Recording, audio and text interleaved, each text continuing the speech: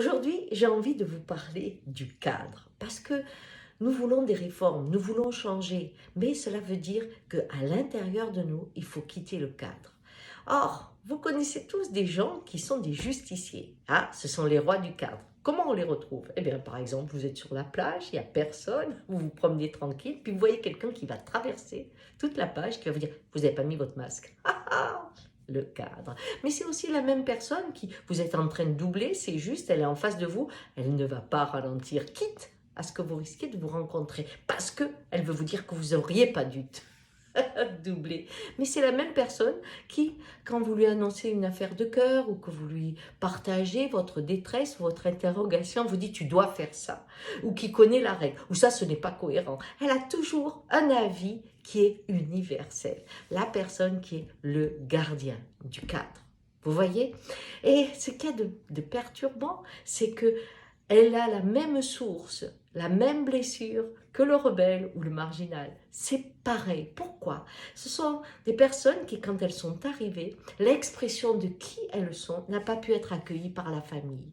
C'était pas possible parce que ils étaient trop différents. Donc, il a fallu les écraser, les casser pour qu'ils rentrent dans le moule. Certains ont compris, si je ne m'adapte pas au regard de ma mère, de mon père, de mon milieu, eh bien je vais être exclu et en danger de mort. C'est au niveau de la survie. Ça, c'est ceux qui vont être les gardiens du cadre, qui connaissent comment il faut fonctionner à l'intérieur d'un système collectif. Et puis, il y a ceux qui vont vivre la même chose, mais qui vont s'isoler à l'intérieur, comme ceux du gardien du cadre. Il y a une part d'eux qu'ils vont mettre en cage, on pourrait dire, et à un moment, ils vont voir qu'ils n'y arrivent pas. Alors eux, ils vont rentrer dans le rebelle, le guerrier. Et puis il y en a un autre, quand ils vont voir leurs différences, eux, ils vont rentrer dans la créativité. Ils seront en marge du monde, mais créatifs. Voyez, le guerrier, le gardien, ça c'est celui qui reste dans le cadre. Et puis, il reste aussi le créatif, le marginal, qui amène des petites choses étonnantes qui font bouger les cadres.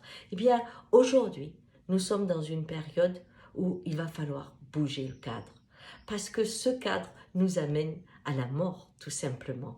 Donc cette illusion collective dans laquelle chacun est isolé au fond de soi, eh bien, il va falloir élargir ce cadre, le faire sauter pour que nous rentrions dans une autre réalité. Le vrai défi, faire péter le cadre, c'est-à-dire que le gardien ose s'ouvrir, que le guerrier devienne créatif et que nous puissions enfin agir avec conscience et compétence pour la traversée bouleversante qui nous attend. Allez, faites péter le cadre.